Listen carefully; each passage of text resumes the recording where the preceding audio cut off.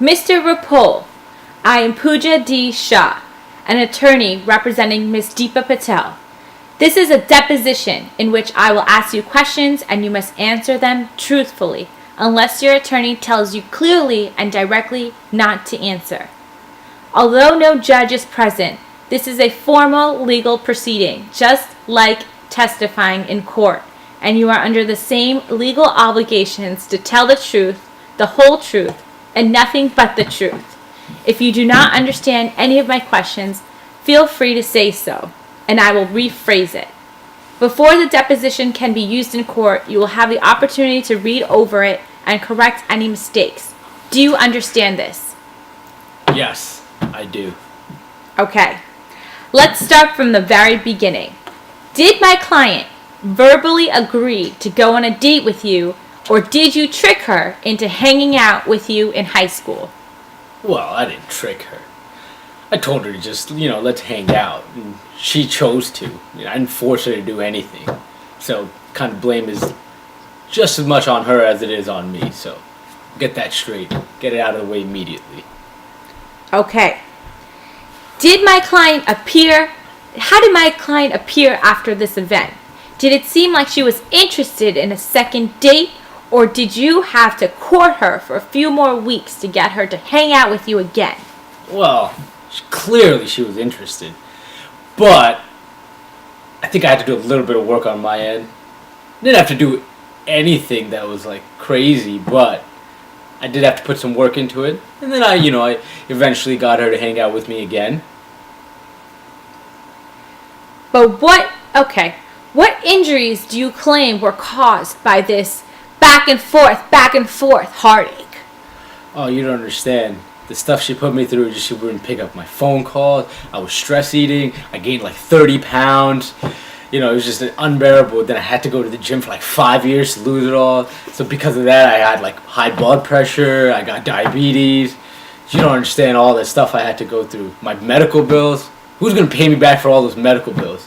Who's going to pay me back for that physical therapist I had to go to? Alright, but let's not get into that.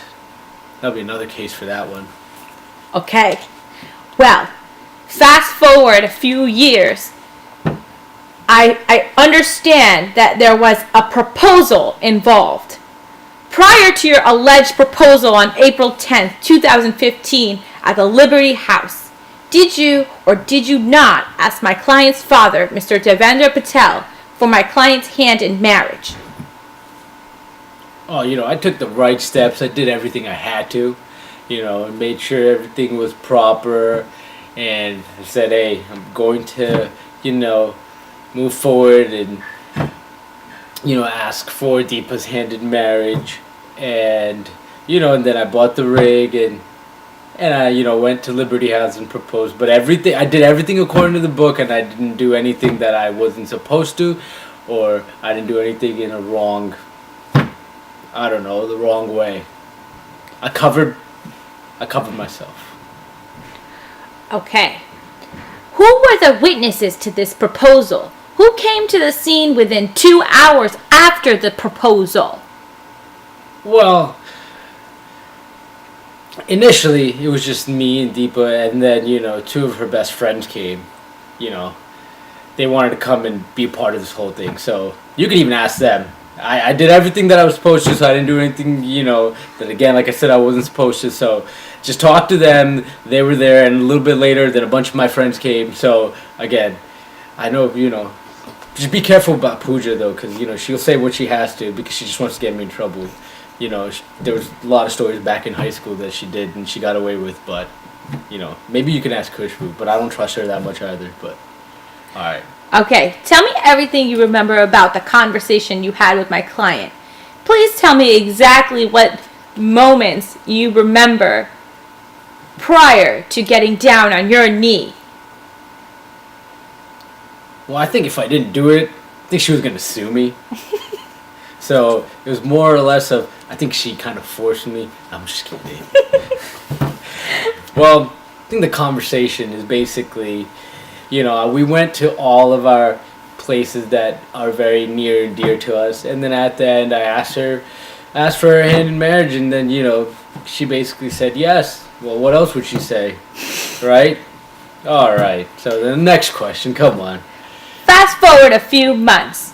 Do you claim that you will miss work, skip out on guys' nights, or even take time away from the gym in result of date night with my client? My client requests that she should be taken out on a weekly basis. If not, please explain yourself. I guess. I mean, if I have to, yeah, fine, I'll miss it. But will she miss hanging out with KPD? I'll only do it if she does. So let's get that straight. Let's get that in writing first. Sir, excuse me. Are you aware that you are under oath and that your responses will, in essence, become a part of your permanent record that can be brought up in any future cases that you testify in? I don't got nothing to hide. Shoot, you don't scare me. Okay, next question. Have you ever been convicted for leaving the toilet seat up? Have you ever been involved in prior lawsuits from my client regarding this complaint? Objection, what is this nonsense? Come on, what are you doing? You're supposed to be my lawyer. How come you're not saying anything? She's useless. Give me my money back. Ask her how many times her hair clogged the tub before throwing dirt on me and my bathroom stuff. Sir, I need you to stay calm throughout this deposition. I know that emotions are getting wild. She even said that when we get a dog, he's not allowed on the couch. Can you believe that nonsense? Sir, again, I need you to be in your right mind, state of mind. Okay, I'm sorry. Let's go to the next question. Do you dispute the allegations that my client is a good cook? Can you explain your thoughts on this? Can I just plead the fifth, please? Sir, I need you to answer correctly. Honestly. I think she's a great cook. Wink, wink. Next question. What assumptions did you make in regards to life after marriage? My client would like to be clear about household chores before taking the next step. Alright, so I will come back from work. I expect the house to be clean. I want food on the table. I want all the bills paid so I can just come home and watch TV. If she agrees to that, then I'm set. But if she wants me to do some work, I guess I can clean the sink after I shave. Maybe I'll cook on the weekends. But that's about it. Oh, she has to wake up before 12 o'clock.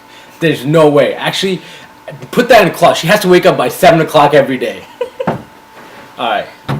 So your opinion is based on the assumption that my client will wake up at earlier than her normal, usual weekend, sleeping in time that she enjoys.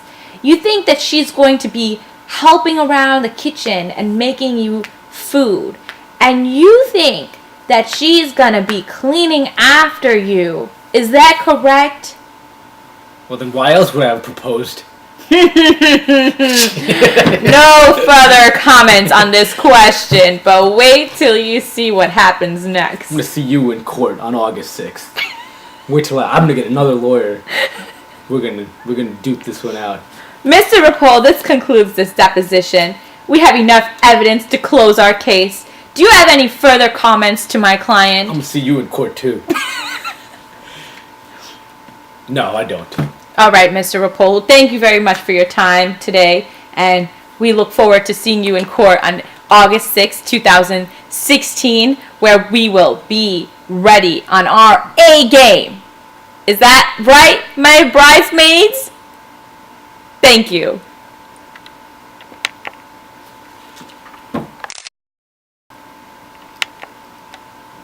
Are we done?